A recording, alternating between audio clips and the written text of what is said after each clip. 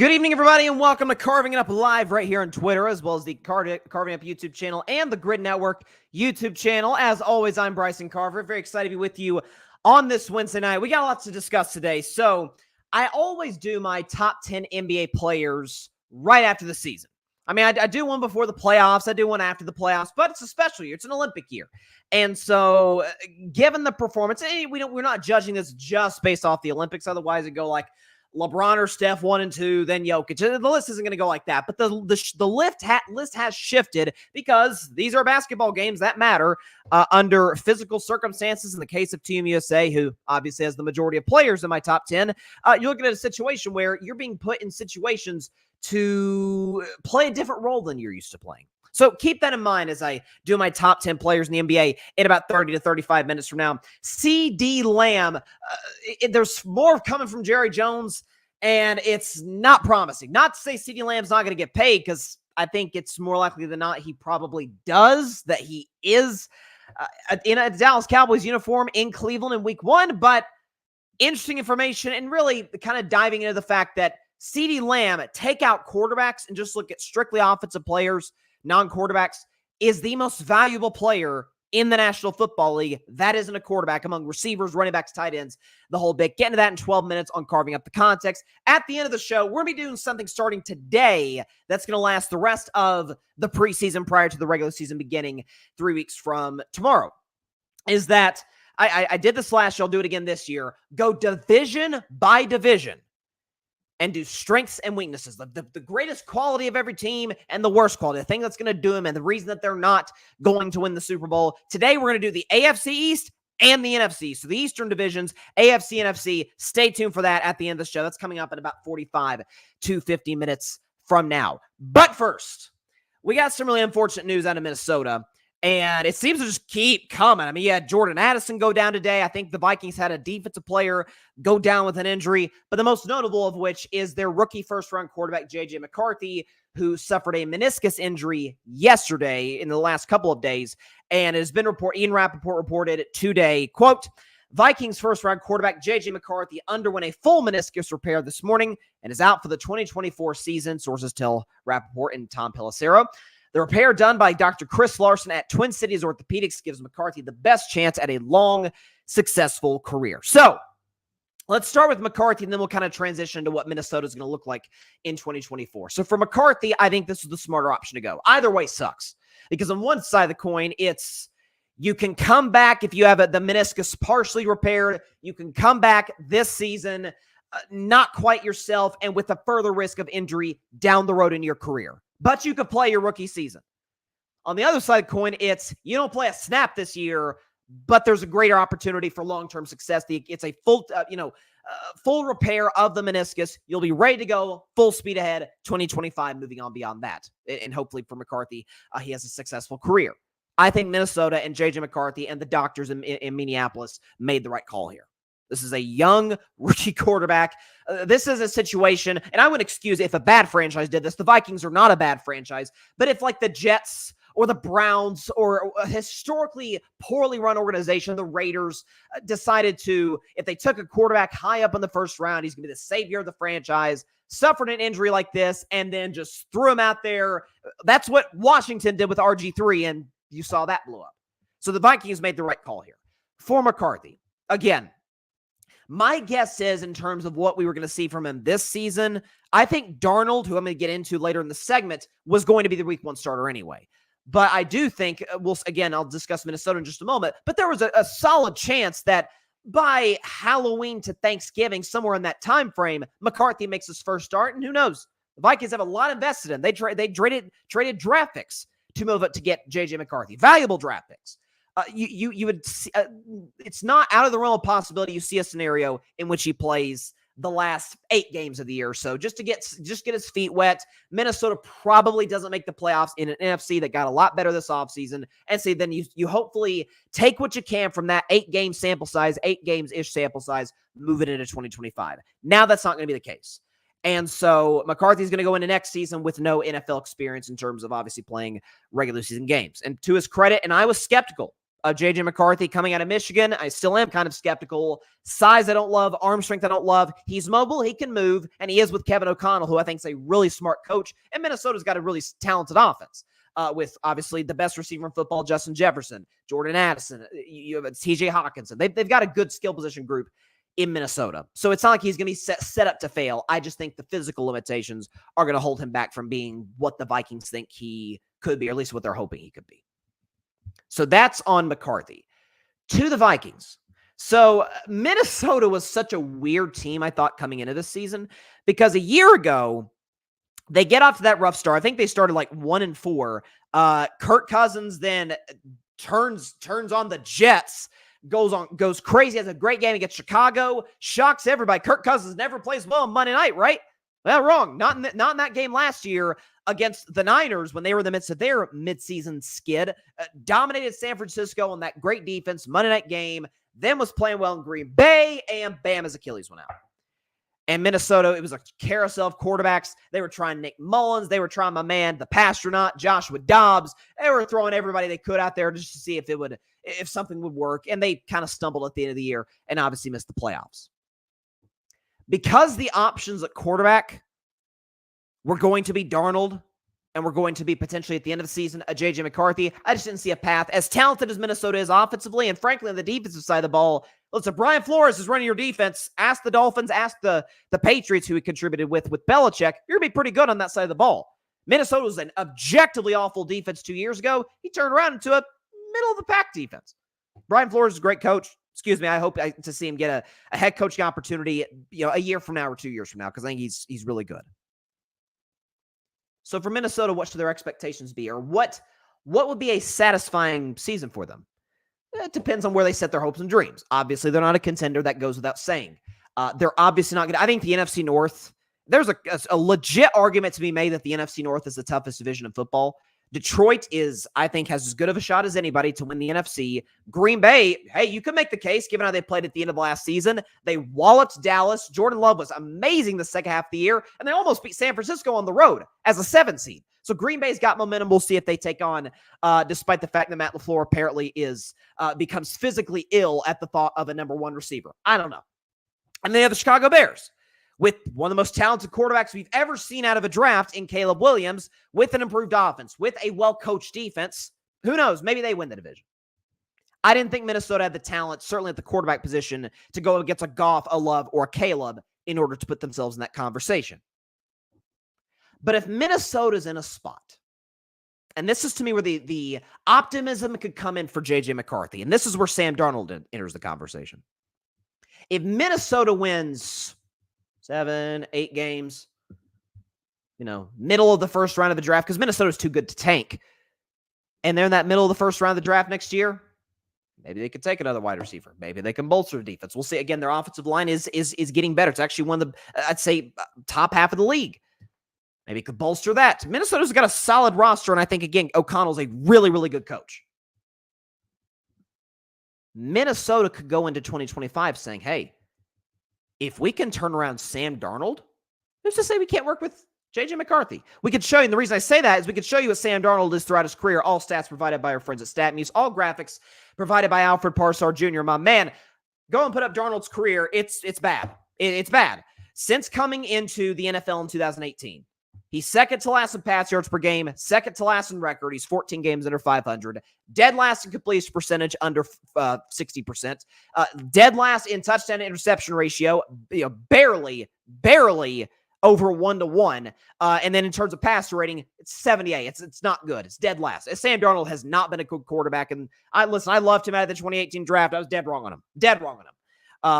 Great arm, but really reckless and not terribly accurate. And mobility is hit and miss, depending on the game, depending on the defense. But if Sam Darnold, who showed flashes 2 years ago in Carolina, we could show you Sam Darnold's Panthers numbers. He played 6 games for the Carolina Panthers, and he wasn't awful. Actually, he was decent.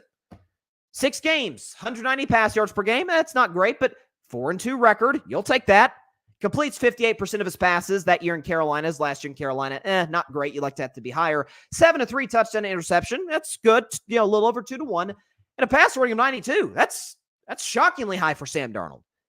If he can replicate that, which I don't think that's out of the question with the skill position group and with the coaching staff, if he can do that in Carolina with bad weapons and an interim coach, who say he can't do that with Minnesota? Now, I get the defense is tough. I'm sorry, the division's tough, but it's not because of the defenses. Chicago's got a really good defense. We'll see if they continue that. Jalen Johnson's a great corner. Montez Sweat, they got some ballers there. But if you look at the Detroit Lions, what's their weakness? What held them back from going to the Super Bowl last year? It was their defense. What held the Packers back from being a 9-win team, or from being, say, a 10-11 win team and being a 9-win team? It was their defense. It was bad in the regular season. So if those trends are at least in the same ballpark from where they were in 2023, Sam Darnold could put up numbers. Sam Darnold could be a productive player. You could say the fact that Minnesota, I think, is playing a third-place schedule, fourth-place schedule. So they're in a situation where they're not going to be playing the Titans of the NFL, not the Tennessee Titans, but the Giants of the NFL, so to speak. And so, yeah, if for Minnesota, I think the goal needs to be this. Defensively, continue the trend you saw at the end of last year. They got off to a rough start, but Brian Flores did what all great coaches do. That's get their side of the ball right. Minnesota's defense played much better at the end of the season. And offensively, it's, well, if we can get out of Sam Darnold at least a sliver, if not replicate the guy that he was his last year in Carolina, which was, I mean, better than what we've normally seen from Sam Darnold, with lesser circumstances in Carolina than he has now in Minnesota, well, we can win 8 games. Maybe we'll have some members like myself in the media fooled, like, hey, watch out for the Vikings. They can make the playoffs. And then they kind of fizzle out at the end of the year because they're not really supposed to make the playoffs with Sam Darnold as their starting quarterback in this loaded NFC, certainly the division that they're in. If they can be able to get the best out of Sam Darnold, they can convince themselves, and by the way, put up a fair argument, we can get the most out of JJ McCarthy because he's an unknown commodity. We kind of know what Sam Darnold is. He was a bust.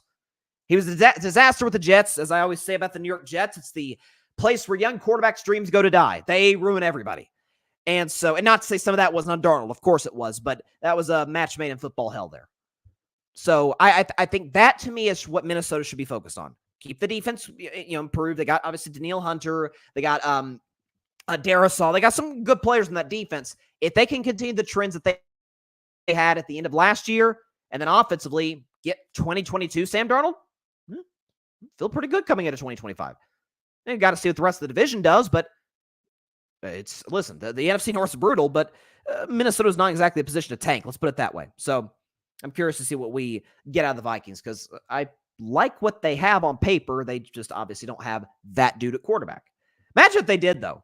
Seriously, imagine if they had a guy to the caliber of a Love, of a Goff, of what I think Caleb's going to be. This division would be crazy. But nonetheless, tough loss for the Vikings. Sucks for JJ McCarthy. I will give them a lot of credit, though. Again, I have to imagine this decision came from the doctors primarily and the organization as well, collaborating with that. But the fact they said, we're not going to be impulsive.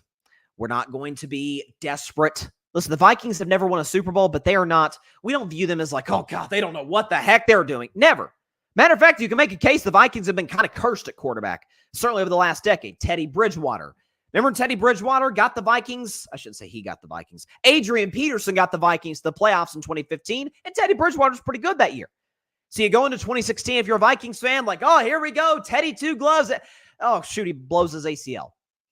And Sam Bradford fizzled out. And Kirk Cousins won 1 playoff game. It's like, it's I'm not going to make it out to be as if they've dealt with the struggle at that position like that the Browns and the Jets, teams like that have dealt with, but it has not been smooth sailing if you're a Vikings fan at that quarterback position, which we know is the most valuable position, arguably, in professional sports.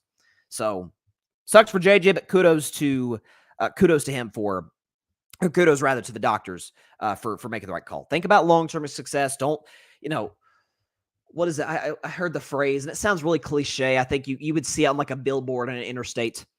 Is that the reason people, I think Emmanuel Acho might have said this, that the reason people, number one reason people aren't successful is because, they're not willing to put in the work. They'll sacrifice what they want most for what they want now. Like, that's the number one reason people aren't successful. And the Vikings said, no, we're going to think about the long term.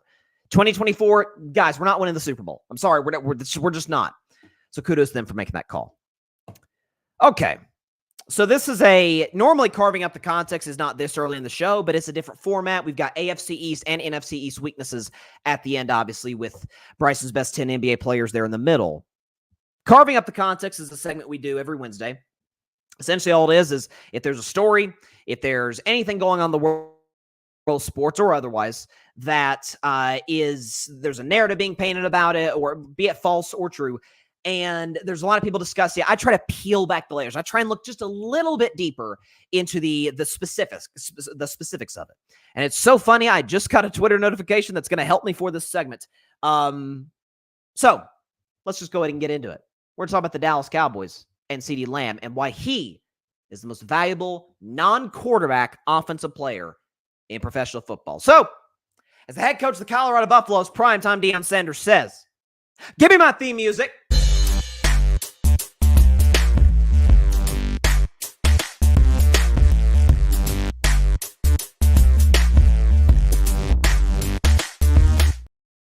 On this week's edition of Carving Up the Context, we're going to be talking about CeeDee Lamb and the Dallas Cowboys, and this report literally came down from Clarence Hill, who's a very trusted source in Dallas. Shout out to Clarence Hill, does a great job. And this came in literally a minute ago, right as I'm doing this segment, so thank you, Clarence Hill, that CeeDee Lamb and the Cowboys are reportedly not close to a deal, but the Cowboys are optimistic that it will get done. Now, I kind of take that with a little bit of a grain of salt because of the fact that they've also said the same thing about Dak, and it sounds like they are nowhere near getting a contract done with Rain Dakota Prescott. But let's talk about CeeDee Lamb, though, because I was thinking about this today, and I did a CeeDee Lamb segment last week, and I don't think we give him enough credit, which is why it's so confusing why the Cowboys won't pay him. I don't think we give CeeDee Lamb enough credit for being the most valuable non-quarterback in the NFL on the offensive side of the football. Because he is. At least he was last year, and I have no reason to believe that won't be the case this year. Well, what about Christian McCaffrey? Hey, very valuable. Listen, I think McCaffrey is the second best player in football. Love the guy. But if God forbid, that biggest knock on whatever, that Christian McCaffrey goes down, well, they still have Debo, and they still have George Kittle, and Juwan Jennings is an impact player, and Kyle Shanahan makes basically every running back work. It's just the fact that now he's got McCaffrey, it looks unstoppable. The Niners' offense will still be very productive, albeit not amazing, if Christian McCaffrey went down. Not Tyreek Hill. Well, they have Jalen Waddle. They have Raheem Mostert. They have a solid offensive line. They have a smart offensive coach. Tua's capable. They have pieces. Well, what if Jamar Chase went down? Yeah, that's what T. Higgins is there for, at least for this year. Joe Burrow's the second best QB in the league in my mind. Certainly a clear top 5. But in Dallas, Texas, it's a little bit of a different story. CeeDee Lamb goes down, Dallas is screwed. There's no other way to put it. They are screwed. And we could show you based on data and evidence from a year ago. So I was looking at this, and I did a deep dive on Friday's show, but it ties in really better to today's show. Because what is CeeDee Lamb in terms of a statistical output a year ago? How does it compare to other Cowboys receivers? Well, we could show you. Put up this graphic right now. 7 more 100-yard games than the next closest player on Dallas. 988 yards. Folks, almost 1,000 yards more than the next closest player on the Dallas Cowboys. 64 catches more than the next closest player on the Dallas Cowboys. This is from 2023, by the way. 79 targets more than the next closest player on the Dallas Cowboys. You ask, Bryson, what does this mean to me? Well, I'll show you exactly what it means to you. Let's go and put up this next graphic. What's the discrepancy? Where does that rank among NFL teams? There you see it right there. 7 more 100-yard games of the next closest player. That's the second biggest discrepancy in the National Football League to Detroit and Amon-Ra St. Brown. 988 yards more than the next closest player. Biggest discrepancy in the league last year. 64 catches more than the next closest Cowboy. That's the biggest discrepancy in the NFL last year. And finally, 79 targets more than the next closest player on the Dallas Cowboys. That, as you might have imagined and guessed, is the biggest discrepancy in the National Football League. Pretty simple. CeeDee Lamb's amazing, and the Cowboys receivers are mid on their best days.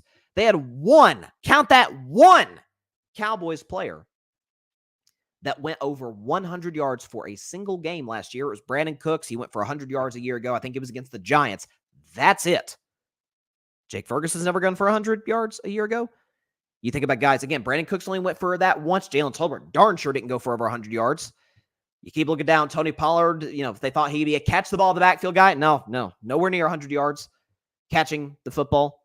So, in other words, Dallas' offense is really limited and really reliant on Dak Prescott and on CeeDee Lamb. And when they're not clicking, as we saw in that Green Bay playoff game, that offense goes kaput because they don't have a running game as well to back them up.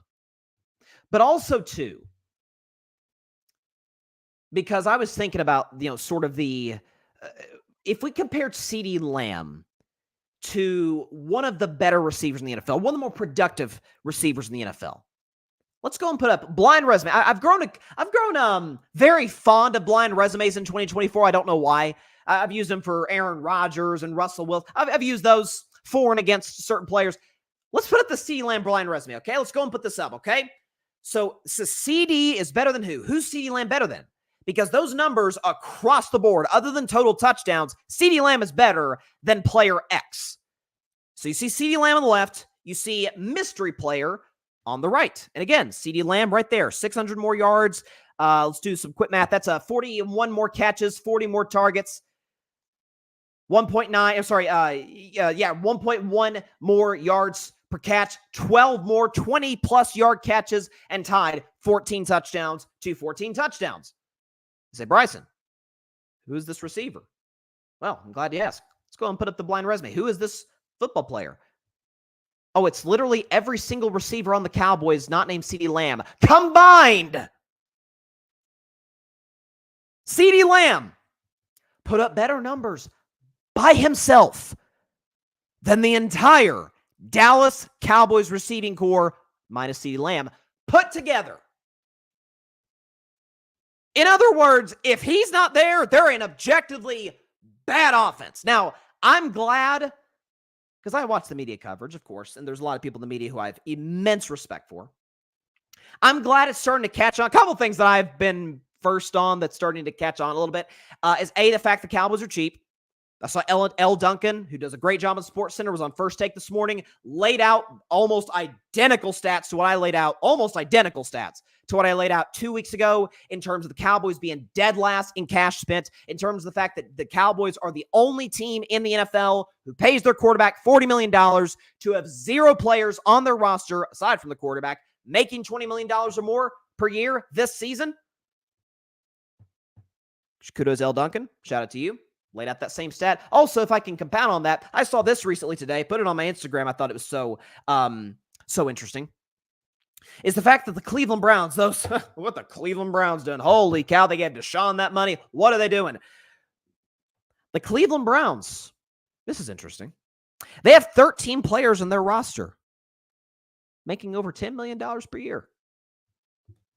Deshaun Watson, Myles Garrett, Denzel Ward, Amari Cooper, Jerry Jeudy, Joe Bitonio, Jack Conklin, Dalvin Tomlinson, Wyatt Teller, David Njoku, Grant Delpit, Zadarius Smith, and Jeremiah Owusu-Koramoah. Every single one of those players make over $10 million, but the Cowboys can't find a way to pay Dak. Oh, again, can I reemphasize? Dead last in the NFL in cash spent. So the media's caught up to me on that the Cowboys are really cheap. Like Cincinnati Bengals cheap. And also the simple fact that, and I've been saying this since 2022, after Amari Cooper was traded. If you take out CeeDee Lamb, the Cowboys receiving core is bottom 5 in football. Jake Ferguson's a pretty good tight end. One could argue maybe even above average. But he's a good player. He's nowhere near like a Pro Bowl caliber guy. You think about somebody like a Jalen Tolbert. He's done what since coming in the NFL? What's Jalen Tolbert done? Brandon Cooks. Oh, Brandon Cooks, he takes top of the defense. Yeah, he did like in 2017. Now he's on a 6th team, if memory serves me correctly. He's coming into his 11th year in the NFL. And again, there's a reason he's been moved as many times as he's been moved. He is not a number 1 receiver, and these days I'm not sure he's quite a number 2 receiver. If he is, he's not a very good one. Not to mention the Cowboys' running game is led by Ezekiel Elliott and Rico Dowdle, with an offensive line that just lost Tyron Smith in the offseason, and their starting center, Tyler Biotish. In other words, the Cowboys' offense isn't very good, but because they have a elite quarterback, can we stop arguing this about Dak? He was top 5, top 3 in virtually every category that matters. I mean, yards, touchdown interception ratio, touchdowns total, passer rating, QBR, the whole bit. accuracy, completion percentage, tight window throws, if we want to look at next-gen analytics. Dak's outstanding and CeeDee Lamb's outstanding. The fact that Dallas Cowboys have paid neither goes to the fact that Jerry Jones is, I think there's a number of factors that A, is cheap. That's undeniable. And the fact that he has, I don't know if he just wants to control the offseason headlines. That could be it. As I've always said about Jerry Jones would rather never see a Super Bowl for the rest of his life than the Cowboys to ever be irrelevant. I mean, who's the big press conference in Dallas after their big playoff loss? Is it the quarterback, Dak Prescott? No, he's kind of vanilla. It doesn't give us really interesting responses. Is it Mike McCarthy? No, same story. Is it CeeDee Lamb or Micah Parsons? Well, not Lamb and not Parsons, although if you listen to Micah's podcast, you probably get a more truthful answer. No, it's the owner / general manager, Jerry Jones, who commands the attention and the adoration of the press in Dallas. Because he's interesting, because he gives you a good quote, because he gives shows like mine stuff to talk about. But in terms of running a football business, Dallas is as poorly run as there is in professional sports, I would argue.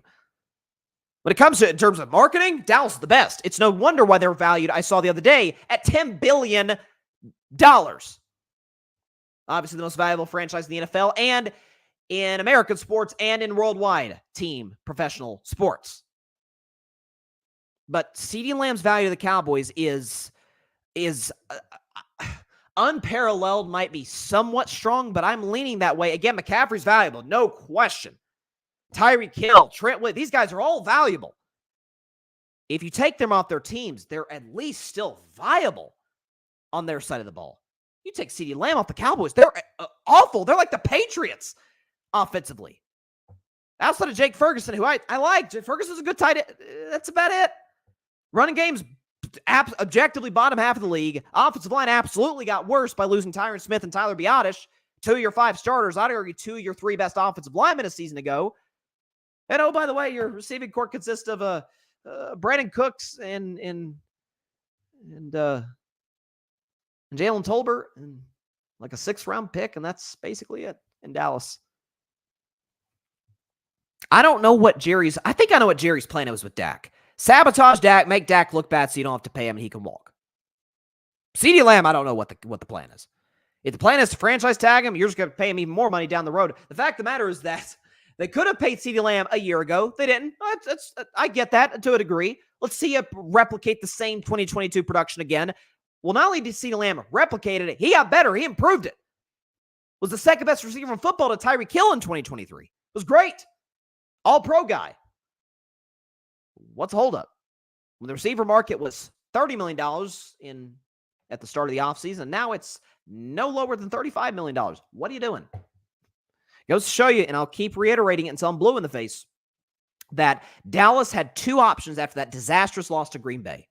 Either, okay, we can't go any further with the roster that we have. We need to just blow this thing up and start from scratch. Could have done that. You could have justified it. Or, gosh, we saw flashes in the regular season. We saw what Dak did and CeeDee Lamb, and we just need a couple more pieces, kind of like the Rams did. Rams were a good team in 2020. Added some pieces, won the Super Bowl the next year. Be active at the trade deadline and go after in free agency, and you could absolutely justify that as well. Instead, they sat in their hands and did absolutely positively nothing. So, this week's edition of Carving Up the Context. The Cowboys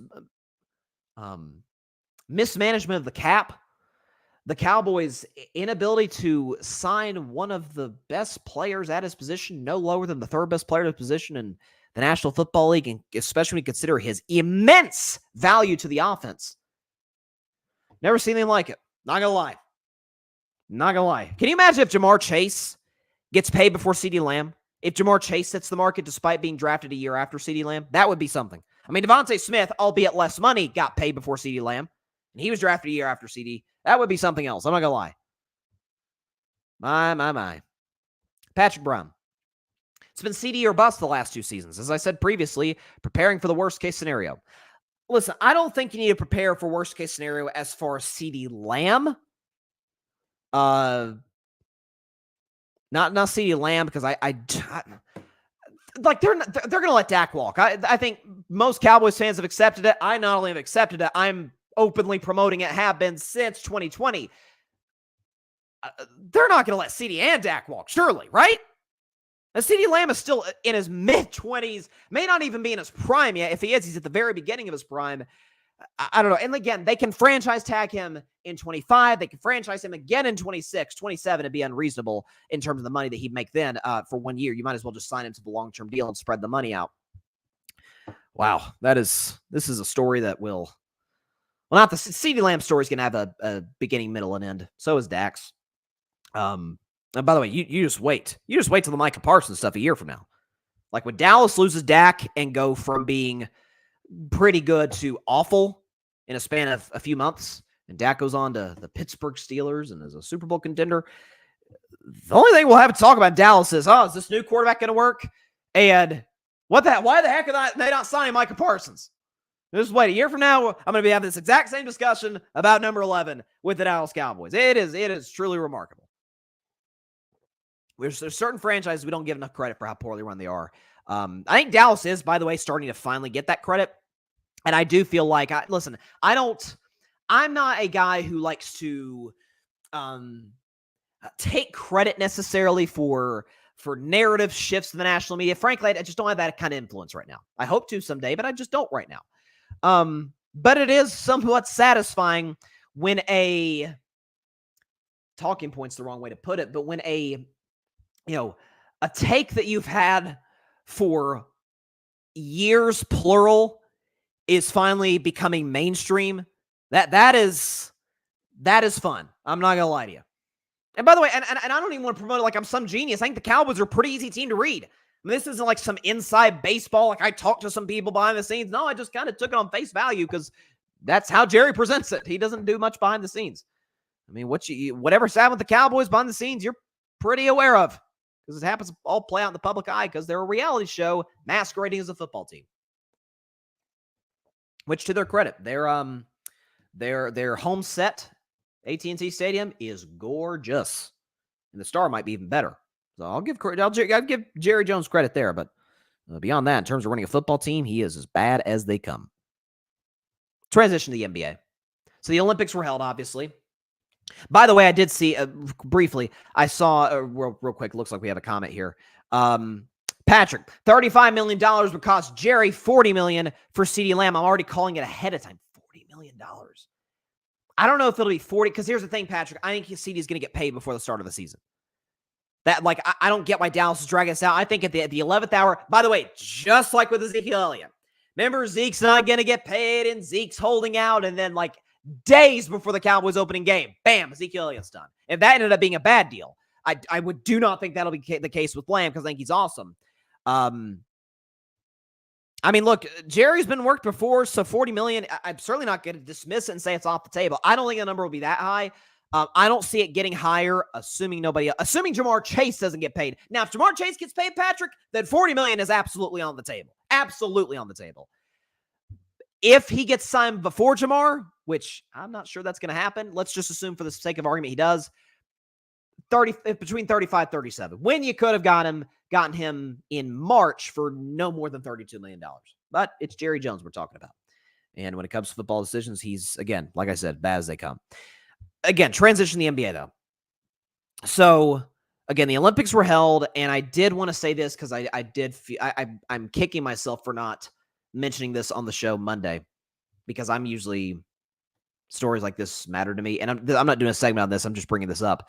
The fact that the Team USA gold medal game against France, men's basketball game, Team USA versus France, got 20 million viewers, and it peaked at 22 million viewers between 5 and 5:15 Eastern, which is when Steph Curry went in his one-man run, and people were watching it like crazy. Highest rating since 1996, almost 30 years ago, for a men's final.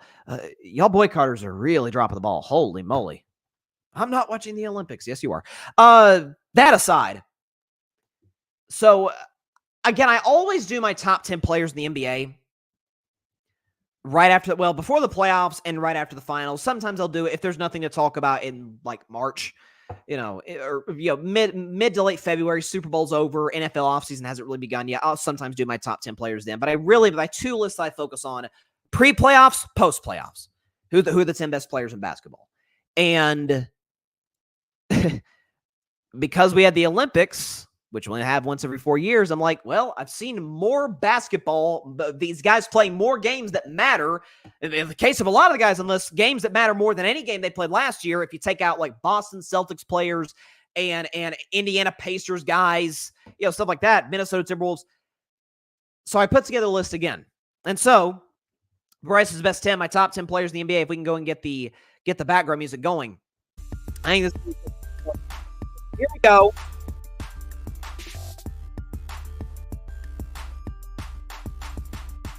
We're going to start at number 10. The 10th best player in the National Basketball Association is Shai Gilgeous-Alexander. SGA of the Oklahoma City Thunder is the 10th best player in the NBA, and here's why. So this is a guy who led the NBA in scoring a year ago.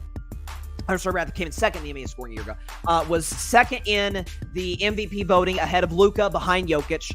This is a guy who's ascending. This is a guy who's in his mid-20s, is leading an Oklahoma City team that, frankly, I think I have as the favorite coming out of the West next year. I'm not saying I'm picking him to win the West, but the favorite in my mind to win the Western Conference, make the 25 NBA Finals. It's a guy who could score off the dribble. His three-pointer is good, not terribly consistent. He can improve that side of his that facet of his game. But again, getting to the basket, mid-range is lethal. Was really Canada's only bright spot during the Olympics. Jamal Murray was bad. I love Jamal Murray, but he was bad. And he who shall not be named, who somehow landed an $80 million contract, he was even worse. So for Canada, it was SGA, and it was SGA. And in the playoffs for Oklahoma City, a little bit of the same. I like Oklahoma City's young talent. I expect SGA to continue to build on the momentum he had of last season. So Shai Gilgeous-Alexander, the 10th best player in the National Basketball Association. At number 9, staying where he was at on the list the last time I did it, it is Ant-Man Anthony Edwards. Anthony Edwards, the 9th best player in the National Basketball Association, and here's why. So for one of Team USA's victories, I believe against Puerto Rico, he led them in scoring. This is a guy who's coming off the season averaging 26 a game, a season in which he swept his idol in the first round, Kevin Durant, coming off a second-round series against the world champion, yes, Noah Lyles, world champion, defending champion, Denver Nuggets, down 3-2, and in Game 7, he leads the comeback down 20 in Denver, Colorado to win that Game 7. Now, they flame out against the Dallas Mavericks. Lost a lot of close games. Luka and Kyrie were brilliant in that conference finals. But this is a guy who is just completed his 4th year in the league. He's 22 years old. He's nowhere near his prime and was one of the best players. I think one of the 5 best players on Team USA, on a team that had legends littered all over the roster. I'd argue, make a strong case, Ant was one of the 5 best players on that team. Again, the Jordan comparisons are not fair to the kid. Let Anthony Edwards be Anthony Edwards. Let him be his own man. Can we do that for a new rule? Can Edwards be his own guy? I was skeptical about him coming out of the draft in Georgia. Dead wrong on that. Kid's awesome. Kid's absolutely one of the 10 best players in basketball. And I feel like there's a very good shot that by 2028, he's the leader for Team USA. He's our best player, post LeBron, Steph, and KD, assuming those 3 guys aren't competing at that point to lead the squad, hopefully, to a 6th straight gold medal. Anthony Edwards is the 9th best player in the National Basketball Association. Down a spot from where he was the last time I made the list, even though he was solid for Team USA, it is Joel Embiid. Joel Embiid, the 8th best player in the National Basketball Association, and here's why. So, again, I shouldn't say the only reason, the biggest reason he's this low, only MVP in history to never get out of the second round. Like, that matters. He's lost 3 Game 7s to Toronto in 2019, to Atlanta in 2021. Atlanta, Trae Young, Kevin Huerter, really? 2023, obviously, to the Boston Celtics after once holding a 3-2 lead in that series with Game 6 on his own floor. But that aside, which does not come down the list, this guy is one of the best scorers in the league. He's led the league in scoring 2 times in his career. The aforementioned MVP. This is a guy who on Team USA was huge in us. He wasn't very good in the gold medal game against France, but in the game against Jokic, I mean, this is the guy, the Jokic Embiid back and forth. Jokic is, I think, universally at this point agreed upon, not only is the best big in the league, but potentially the best player in the league, in the world. Embiid outplayed Jokic in the 4th quarter of that game. Now, he wasn't guarding Nikola, but he was hitting, when Serbia was up 11, up 13, looked to be kind of pulling away a little bit. Embiid's hitting big mid-range shots. He had a big baseline dunk, I think, in the third quarter of that game. Was good defensively. So we saw Joel Embiid. We saw him play the best big game of his career, bar none. Now, if you're a Sixers fan with the roster you got now, with Maxey, Paul George, great coach and Nick Nurse, with guys like Kelly Oubre with him as well, you hope that this experience, this motivation coming off of playing big in one of Team USA's biggest games, second biggest game, that can translate into greater playoff success, and hopefully that he's healthy at that point, because all we have to judge and beat off of is not healthy playoffs, in which he hasn't been very good when other stars, when healthy or when unhealthy, have been played some of their best games. So Joel Embiid, the 8th best player in the National Basketball Association. At number 7, down a couple spots from where he was last time I made this list, it is defending world champion, yes, Noah Lyles, Jason Tatum. Jason Tatum, the 7th best player in the National Basketball Association, and here's why. So what I don't want to do is overreact to a bad, really 2-month stretch. If you look at the finals, in which he wasn't very good up until Game 5, and you look at the Team USA, when I've argued he was absolutely, unequivocally the worst player on the team. Not say he's the worst in terms of rankings, as you see on this list. I've got him above Halliburton, Derek White, and Drew Holiday, and Bam, and others. But this is a guy who shot under 40%, did not make a single three-pointer, despite averaging the 6th most minutes on Team USA.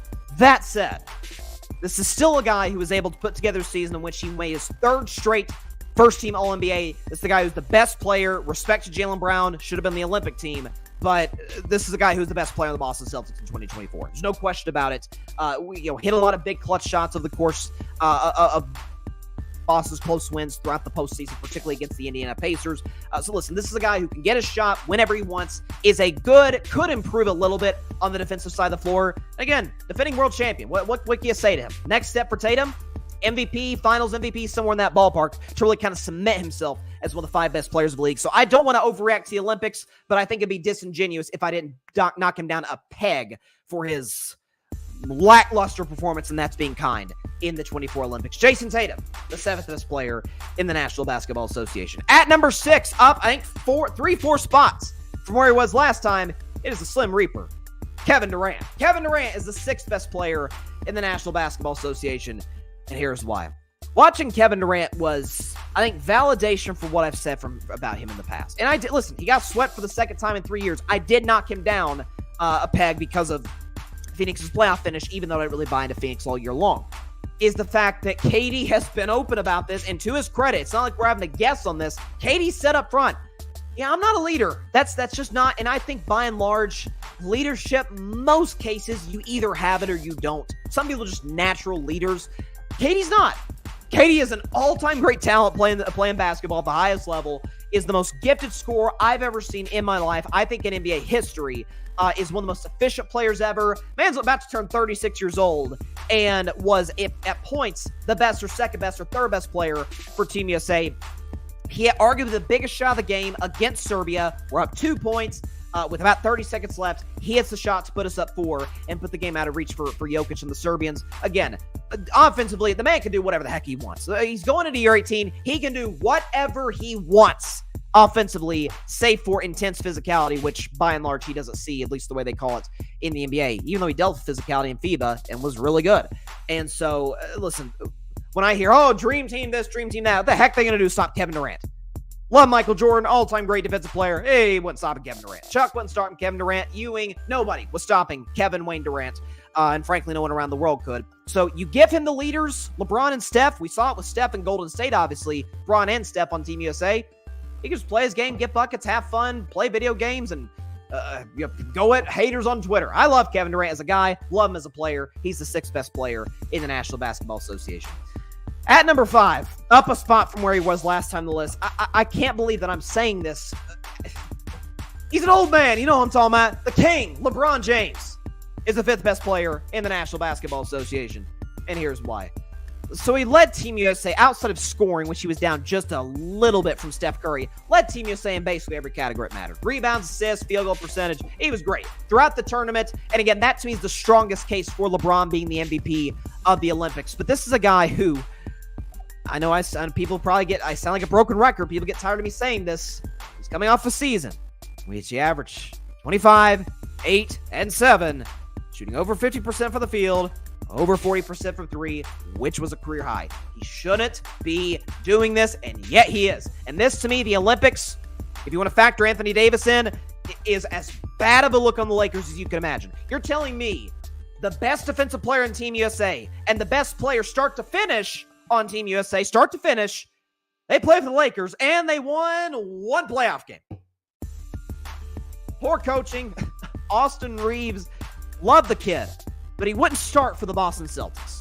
Now, that might be an extreme example because they're the best roster in basketball. He would not start for the Boston Celtics. And they're asking LeBron, hey, you're about to turn like 40 and stuff, and you're the greatest old player of all time. Greatest player of all time as well. Carry us past the world champion Denver Nuggets with Anthony Davis, yes, and a terrible coach, Darvin Ham, and basically nothing after that. Love Rui Hachimura, he's the guy. What he did in the Olympics was simply phenomenal. He was the leader, Captain America, every single game. Team USA would come around LeBron. What's LeBron got to say? What's the emotional, inspirational message he's going to give us before our next game? And most importantly, he was Captain America in the fact that he delivered the dopest picture in the history of the Olympics. Sailing across the Seine River in Paris, France. He's got the big old American flag. The rain is coming down on our great American athletes. You got all these Team USA men and women waving their flags, and there's LeBron. Statuesque standing in front, holding that big old glory, representing the red, white, and blue. Oh, man. Not join the military after seeing that picture. LeBron James, Captain L'America, is the 5th best player in the National Basketball Association. I thought I was going to have him at number 4 for most of the Olympics, but after seeing what this man did in the last 2 games, I'm not moving him a spot from where he was in the list last time. You know who I'm talking about. Wardell Stephen Curry the second. Steph Curry is the 4th best player still in the National Basketball Association. Here's why. Throughout the first 4 games of Team USA, Steph wasn't playing very well. He was averaging 7 points a game, shooting like 20-something% from 3, just was not getting a rhythm. And then Serbia happened. And he dropped 36 points and 9 3-pointers, which is 1 short of an Olympic record. The greatest individual scoring game in Team USA history. Melo scored more, 37 back in 2012. If you take his 37 points away from Team USA in 2012, they still would have won that game by 46 points. So Steph absolutely goes above Melo. Respect to Melo, all-time great Olympian. But Steph Curry, greatest individual scoring performance in men's Olympic basketball history. And then in the gold medal game, Steph's playing well. He had 12 points and was getting... And then the last 3 minutes, he hits the little jab step 3, and then he hits a step back pump fake 3, and then he hits another pump back pump fake step back 3 off an assist from Devin Booker, and then he hits the shot literally heard around the world over 2 French guys. Ice the game for Team USA. He's a 4-time MVP, 4-time NBA champion, 2-time league MVP, the greatest shooter, in the words of Stephen A. Smith, that God ever created, the man who changed the way the game is played, coached, and analyzed. And it's another reminder to my Golden State Warriors. Get the man an all-star teammate, please. It's somebody in the Olympics. Steph Curry. Nobody like him, folks. 4th best player in the National Basketball Association. At number 3, there's only the number 2 and 3 was different on the list last time. It's changed for one reason and one reason only. At number 3, coming off fresh off a finals appearance, it is Luka Doncic. Luka Doncic is the 3rd best player in the National Basketball Association, and here's why. So Luka, the only reason he dropped below Giannis, spoiler alert, is the fact that Giannis took a Greece team to the Olympics, past the qualifiers, and Luka could not do that with Serbia. Now, was anybody, Slovenia. Now, is anybody and their mother thinking Slovenia was going to do anything crazy in the Olympics? No. Was anybody and their mother thinking that Greece was going to do something in the Olympics? Of course not. But it does matter that the fact that Giannis got them there and Luka did not. Now, I still love Luka Doncic. And again, his finals performance was underwhelming. It wasn't bad. It wasn't as bad as some people give it credit. But it was underwhelming. He didn't shoot a great percentage from the field, even though scoring, rebound, and assist numbers were good. Again, the key. If the Mavericks want to replicate, if not enhance the success that they had a year ago, which the only way they can enhance it is by winning the championship, they have to go to a more team-oriented, moving the basketball style of offense, where Luka is the focal point, but isn't the offense entirely and then Kyrie bails him out a couple times with some ridiculous shots. You add Klay Thompson in the offseason, one of the greatest shooters of all time, could still, while he's limited from where he used to be because of the injuries and age, Klay Thompson can still shoot the basketball with the best of them. If Luka can get him involved, if the Mavericks can change their offense into one that is conducive for everybody to get the best out of everybody on the floor, oh, watch out for the Mavericks in the Western Conference. They could be right back in the finals. But Luka, again, I would have voted him second on my MVP ballot to Jokic a year ago. I thought he was great, particularly in the second half of the season. But Luka Doncic, fresh off his first finals appearance. Hey, who says he can't get to another one? I think he's got to get at least one MVP because the guy ahead of him has two. I am talking about the second best player in the NBA, Giannis Antetokounmpo. Giannis, the second best player in the National Basketball Association.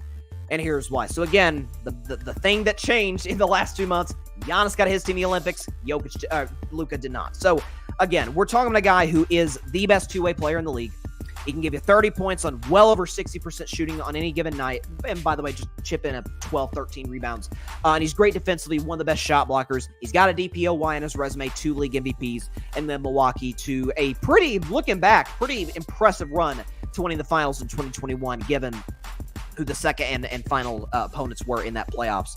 Listen, this is a guy who is, I've said it over and over and over again, the most dominant player within 5 feet of the basket since Shaquille O'Neal. Again, great at the defensive side of the floor. It'd be really nice if he had a jump shot, but I think I've kind of given up on that at this point. Giannis is going into year 12, which is hard to believe. But year 12, the jump shot may come later in his career when the athleticism wanes if he wants to continue to stay amongst some of the best players in the league. I don't think Milwaukee's a well-constructed roster. I don't expect him to do much this year. But listen, this is a guy who's still, let's not forget what Giannis is at his best. This is the guy who dropped 50 in a championship closing game back in 2021. So the guy's awesome. Giannis Antetokounmpo, the second best player in the NBA. And at number 1, same as it was a year ago, same as it was obviously 2 months ago, it is the best player in the world, Nikola Jokic. Nikola Jokic, the best player in the National Basketball Association, and here's why. So I had him at number 1 even after the playoffs, even despite the fact that Denver blew that 3-2 lead to Minnesota and, of course, blew the 20-point second-half lead to the Timberwolves in round 2. The reason I kept him there is because, A, Jokic was still great in that Game 7 against the Timberwolves. I think he had a triple-double, scored well over 30, was very efficient, just wasn't great in the defensive side of the floor. In the Olympics, did you watch Jokic? He was great, by his standards at least, defensively. And Serbia meddled.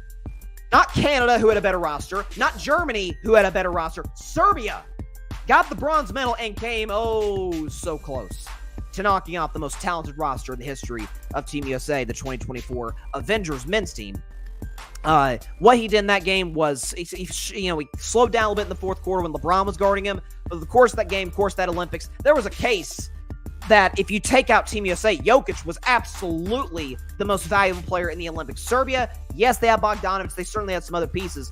They had that one guy, number 30, I forget his name, who should be in the NBA if he isn't already. That Serbia team was really talented, but they were not as talented as Canada, or as talented as Germany. But what he did in that tournament, and by the way, he's got 3 league MVPs. That's pretty big. Nikola Jokic, the best player still in the National Basketball Association. Before I check the comments, let's go back over the list. From 10-1, and again, this list will not change until next season because there won't be any meaningful basketball games played between now and opening night in October. But from 10-1, we will start from 10-1. Shai Gilgeous-Alexander, followed by Anthony Edwards, Joel Embiid, Jason Tatum, Kevin Durant, LeBron James, Steph Curry, Luka Doncic, Giannis Antetokounmpo, and still at number 1, it is the Joker, Nikola Jokic. Let's look at the comments here. What do we got? Jeff says, oh, great, I didn't miss the show. I appreciate you, Jeff. Let's see. Jeff says, and we talk about my guy Embiid. What a wonderful day. Listen, again, Embiid is awesome. I've never denied Embiid's incredibly talented. I've never denied the fact that he's as unstoppable a threat inside as we've seen. Probably number 2, or really probably number 3 to Jokic and Giannis at number 1 on that list. Again, never been out of the second round as a league MVP. Never been done before. And again, Olympics, he had a horrible start to the Olympics. Was good in the middle, great against Serbia, and not great against France. I don't know if it's the French crowd combined with the fact that they were playing France who wanted Embiid that got in his head a little bit. I don't know. But yeah, that's where I got Joel Embiid at number 8 right now. Philip, asking the $1 million question. Here's a fun question. If everyone was in their prime, who's winning the game? USA 2024 or 1992? If everybody's in their prime, and the reason that's an important distinction, Bird was not in his prime, Magic was not in his prime. Magic was a year post-retirement, and Bird was just shot. Magic could still play. Bird could not. Bird had a lot of back issues at the end of his career that really hindered the end of his time with the Boston Celtics. So in their prime's a different conversation. Because here's the thing. Jordan was smack dab in the middle of his prime. That was the best of Jordan. It was 1991-92 area. Go back and check the numbers. As well as the team success. Bird in his peak would have been great in today. Bird's one of those guys would have been great in any era. He could shoot, he could pass, he could defend, pretty well. And was a tough guy, leader, the whole bit. Bird would have worked. Magic would have worked. Tall point guard. Again, his inability to shoot the basketball consistently would have hurt him against this Team USA team. But nonetheless, he could have, certainly been an impactful guy. Charles Barkley, prime of his career, production-wise, he was the best player on that 92 Dream Team. People don't talk about that. Chris Mullin, Admiral David Robinson was something different. David Robinson is one of my all-time favorite players that played before I was born. David Robinson, John Stockton was on that squad. Who else am I missing? Christian Laettner. We can go and put that to the side. I think it's safe to say Halliburton's a little bit better than Christian Laettner.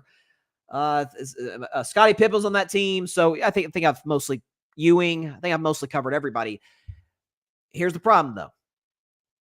The three best players for Team USA. Bron, Steph, KD. I think those are the three best players. Respect to Ant-Man, AD. I thought those were the three best guys. KD's not in his prime. And he's averaging 27 a game. KD in his prime was a 30-point-per-game guy, a 4-time scoring champion, a league MVP, and when he was with the Golden State Warriors, got shots as easily as anybody has in NBA history. LeBron James, crazy as it sounds, isn't in his prime. The man made 8 straight finals, 2 of which with awful Cleveland Cavaliers teams. 2015, really in the finals is when they were bad in 2015 because they had Kyrie, then they didn't have Kyrie because of the injury. And then 2018, they were bad throughout. The roster was bad throughout the season. Bron got him to the finals. And by the way, took one of the most loaded rosters ever. Got swept, but took him to the wire in game 1 when he dropped, 51 points. And in game 3 when he played well in that game as well. And finally, Steph Curry. Steph is still great. Steph is at the end of his prime. Do y'all remember prime Steph Curry? From like 2016 to 23? Do y'all remember the fact that in 2016, Steph led the league in scoring, led the league in steals, shattered, and I mean shattered, his own record. He had the record for three-pointers made in the season, 286. You know how many threes he hit in 2016? 402. That record still has not been broken.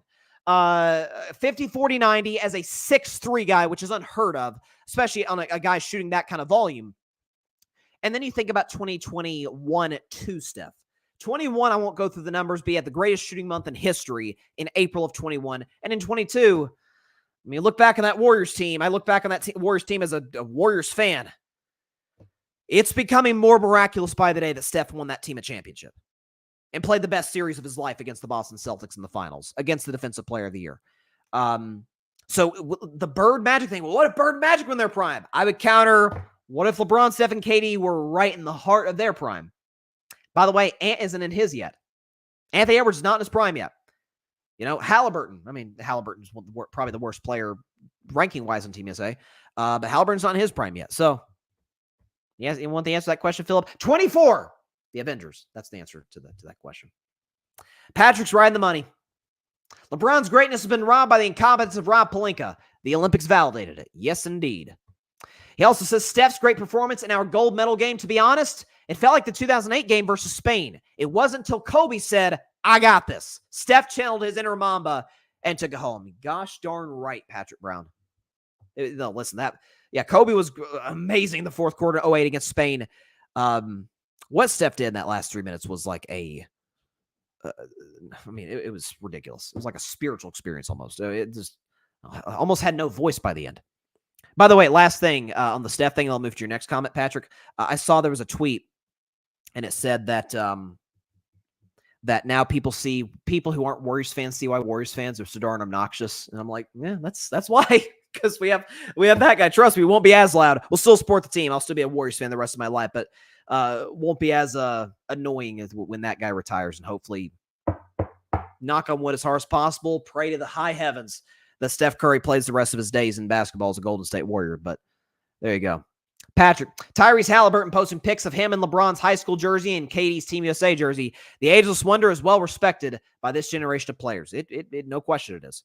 And Patrick, this is interesting. Keyword, skill set matters. This era has more advanced skill set versus the 92 Dream Team. It does, but again, the most skilled team doesn't always win.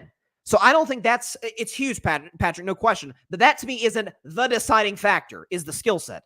I love Shaq, I love Charles, I love all the former players, love those guys. But when I keep hearing, oh, this team has no killer will. Did you watch the last 2 games? Did you watch what Steph Curry did against France? That's not killer will.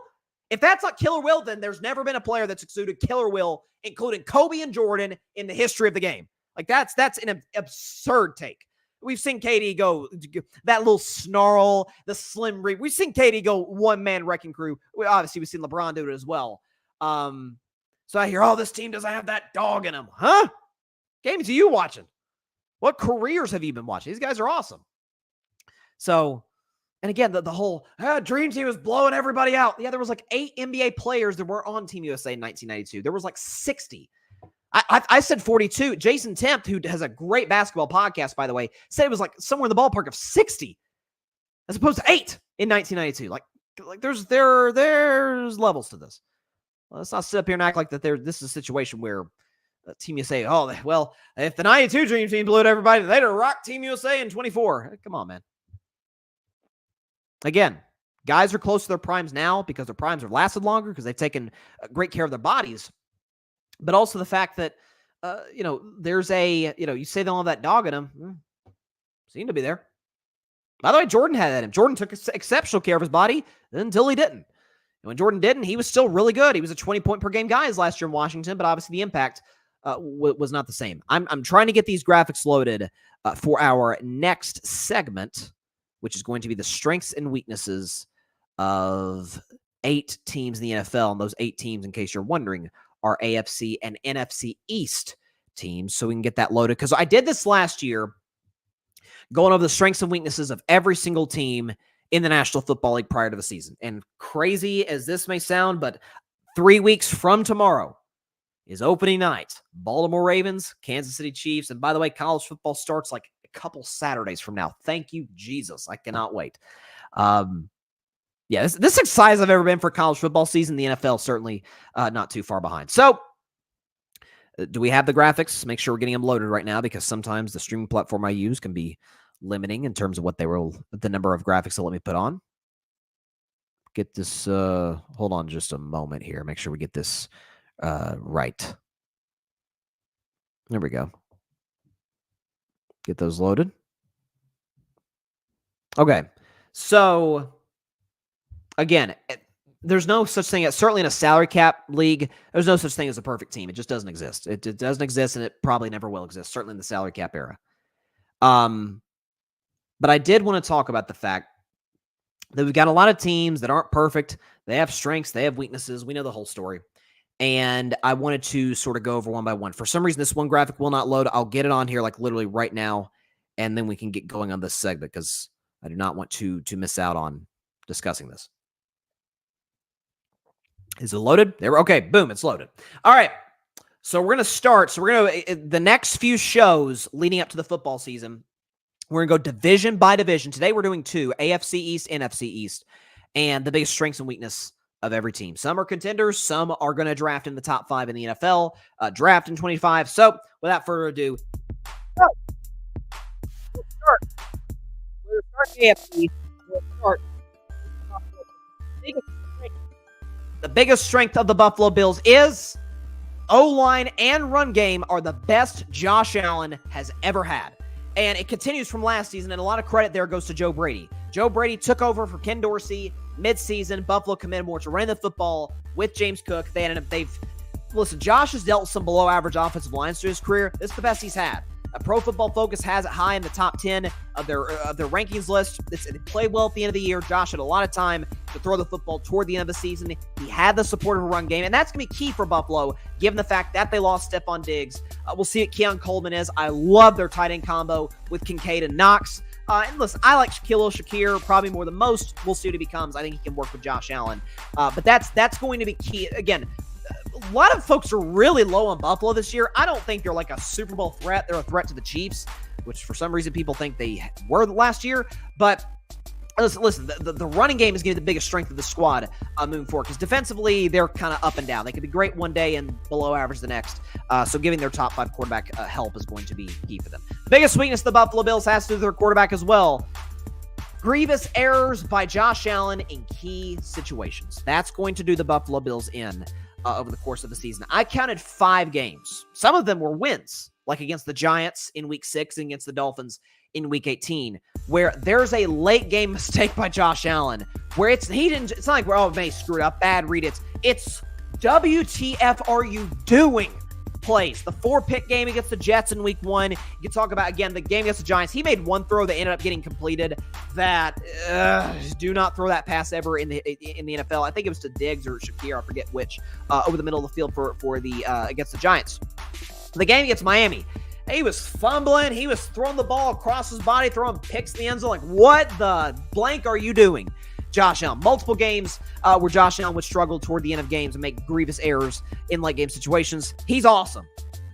I just don't think he can cut out the mistakes 6 years in his career, now 7 years going on in his career. So there's the strength and weakness of the Buffalo Bills. The biggest strength of the Miami Dolphins is clever coach and fastest weapons in the league. I love Mike McDaniel. I was skeptical about him when he first got hired.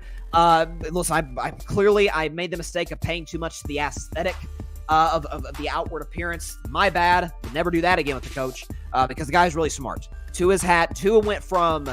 is the guy even a starter too? Oh, he just got the richest contract in NFL history. Now, do I think he's worth that type of money? No, but he's still a very productive player in large part because of Mike McDaniel, and in large part because of the fact Tyreek Hill, I mean, his name is literally the cheetah. He can fly. Jalen Waddle can move. We know, obviously, Raheem Mostert is fast. Miami's got an A-chan as well. They got a very, very fast offense. The lack of physicality tends to do Miami in toward the end of seasons. But in terms of if the game's going to be a track meet, the Dolphins are going to beat you on that. And again, they have a smart head coach to run everything offensively. So that's the biggest strength of the Dolphins. Biggest weakness of the Dolphins is, I've talked about this for a while, weather under 50 degrees Fahrenheit. Because Tua has never won a game in those conditions. Dead serious. He's never won a game. Last I checked, he was like 0-6 games under... I think it was under like 47 degrees, somewhere in that ballpark. Like, if it's under 50 degrees, Tua's not going to play very well. You're not going to win very often. And as we know, in the AFC, unless the Dolphins get the 1 seed and home field runs through South Beach, you got to go to Buffalo, which is really cold, and Kansas City, and Cincinnati, and Baltimore, and Cleveland, and Pittsburgh. Very cold cities. That's going to do the Dolphins as the time goes on. That's their biggest weakness. 2, the New York Football Jets, who people love. Their biggest strength is improved O-line and weapons. Listen, they went out and got Tyron Smith. That was huge. Ty Smith isn't the player now that he used to be, but he's still easily one of the best left tackles in the league. And no question, is miles better than what they had a year ago. Listen, the Elijah Vera Tucker experiment has officially failed. That didn't work at all for the Jets. Tyron Smith is not just a great replacement. The guy's going to be a first-ballot Hall of Famer protecting Aaron Rodgers. That's huge. Weapons-wise, listen, you have Garrett Wilson, and you had Mike Williams. Now, the question with Mike Williams is health. I don't think he's played, I don't think he's had 1,000 yards in I forget how many seasons, 2, 3, 4 seasons. So, listen, for the Jets, offensively, they're a better team, particularly in their biggest weakness, which they were a year ago, offensive line, than they were a season ago. But the biggest weakness of the Jets also has to do with the offense is the fact that they just might have the worst offensive coordinator in the National Football League in Nathaniel Hackett. I mean, across the board, if you look at Nathaniel Hackett as a play caller, take out 2017 against Jacksonville when I think they were 4th in offense. It's a lot of 26s and 17s, and it was really, I mean, Denver might have been like 30th when he was their head coach calling plays. Hackett's a bad offensive coordinator. Now, I don't know. They tried to replace him during the offseason. I don't know if that trend is going to continue into this season. Listen, just because he's buddies with Aaron and likes to throw darts in the quarterback room with Aaron doesn't mean he's good at calling the plays at the NFL level. Look at Buffalo, look at Jacksonville, look at Denver, look at the Jets. He's not very good at calling plays. That's the biggest weakness of the New York Jets. And finally, to the Patriots, they're one of the worst teams in football. Do they have a strength? Well, yes, they do have a strength. Defense is above average. They are. I mean, they were, in terms of yards allowed, they were top 5 in the NFL in a good way, or I guess you could say bottom 5 in yards allowed, so that's good. They were top half of the league in terms of points allowed, or top half of the league in terms of points allowed. Jerome Mayo's the defensive coach. He's taken a lot of what Belichick taught him as kind of his protege. The Patriots almost always have a good defense. It's offensively where they're bad, and that moves us to the weakness of the Patriots is Ohio State probably has a more talented offense. Honest to God, Ohio State has a first-round receiver that's maybe a top-5 pick. They've got a really good quarterback. Ohio State's really, really loaded offensively. I'd say half of their skill position guys, receivers, tight ends, running backs, would start for the Patriots today. It's bad. Listen, nothing against Kendrick Bourne and Hunter Henry and Ramondre Stevenson, but if that's what you're feeling out there, by the way, with one of the worst quarterback rooms in the league, you're going to be a pretty bad football team. So that's the biggest weakness of one of the worst teams in the league, the New England Patriots. To the Dallas Cowboys, what's their biggest strength? Well, assuming CeeDee Lamb signed, by the way, Dak and Lamb are the best quarterback wide receiver duo in the NFL. That goes without saying. We know what Dallas can do in terms of scoring points with Dak, with CeeDee Lamb, despite questionable bad play calling with Kellen Moore and at times suspect play calling with Mike McCarthy. They've got one of the best offenses in terms of scoring, offensively in terms of scoring points. They tend to average over 30 a game. CeeDee Lamb just had 1,700 yards receiving. Dak Prescott nearly won league MVP. Those two guys are great. The problem is for the Cowboys, and this transitions us into their biggest weakness, is no run game and minimal wide receiver depth beyond Lamb. I talked about this in Carving Up the Context. I'll put the clip on YouTube. Is the fact that CeeDee Lamb is amazing and is literally, check the numbers in the Carving Up the Context segment, literally better than every single other receiver on the Cowboys combined, put together. He's a far better receiver than all of those guys. And if he's gone, if the holdout continues into the season, Dallas could genuinely be a bottom half league offense this season after being one of the best in the league, because it's CeeDee Lamb, and that's where it is.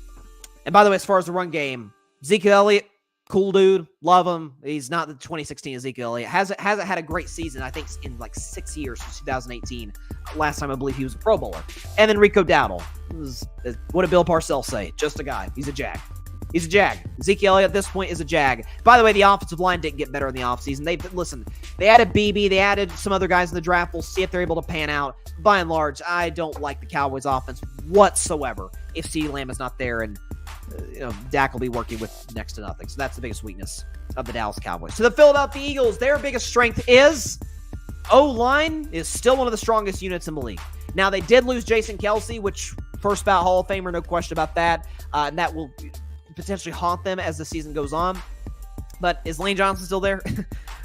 Is the best right tackle, second best right tackle to Penei Sewell in the NFL. The guy is rock solid, has been his entire time in Philadelphia. And that's what really fuels Philly's offense, is the run game with Jalen Hurts. They added Saquon Barkley. That is, with San Francisco, their running game works because Kyle Shanahan's run designs are second to none. The guy's brilliant at that. Philadelphia's got a great running game and have been for a long time with Miles Sanders, with DeAndre Swift, now assuming with Saquon Barkley, because their offensive line just punch you in the face and maul you. I mean, they are as physically dominant up front as any team in football. That will help them win a lot of games this year and potentially make the playoffs once again.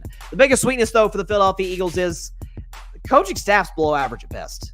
It's below average. Okay, so Nick Sirianni, we know what happened at the end of the year. We know the report that came out recently from Jeremy Fowler, talking about how the quarterback and coach don't even really like each other that much, don't really respect each other. Certainly Hurts doesn't really respect Sirianni. This is a guy who's coached, by the way, by his dad, Nick Saban, and Lincoln Riley. The guy knows what good coaching looks like, and he doesn't respect Sirianni. Yeah, the fact that Kellen Moore is the offensive coordinator. In Dallas, Dak had his worst year with Kellen Moore, came back the next year and almost won the MVP. Justin Herbert was always really, really good and had his worst season with Kellen Moore calling plays. For Jalen Hurts, listen, again, I will always hate the Eagles. I feel bad for Hurts. I like Hurts.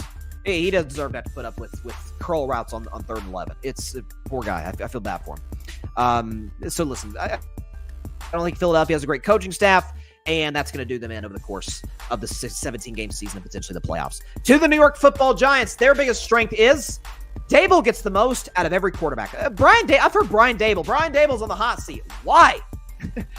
Daniel Jones does not get the worst contract in the league relative to the players' on-field contributions without Brian Dable. And by the way, Daniel Jones throws 15 touchdown passes, and that got him $40 million, but won a playoff game.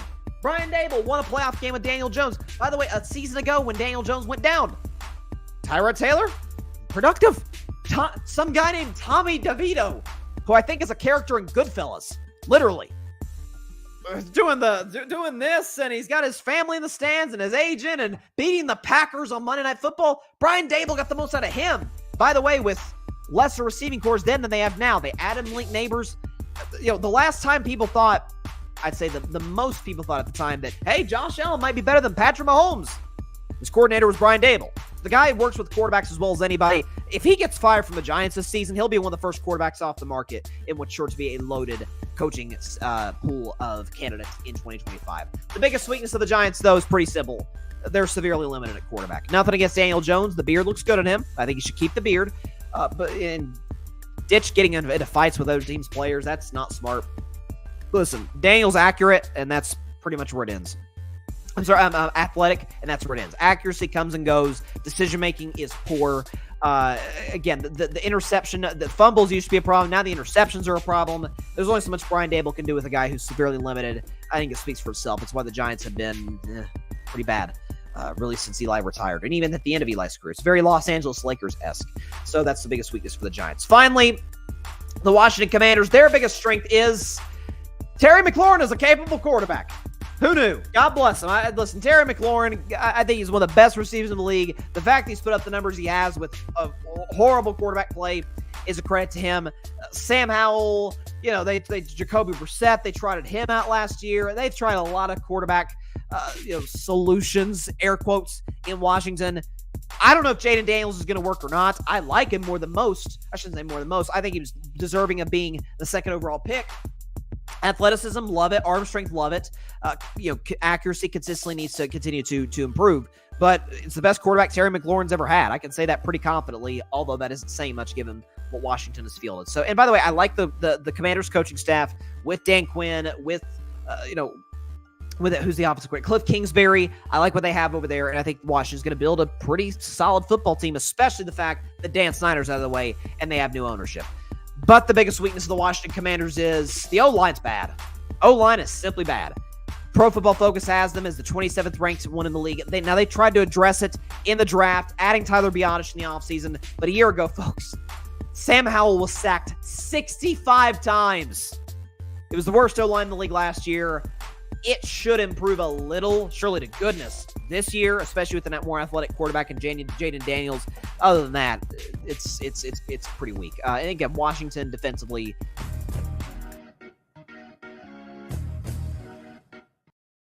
All right.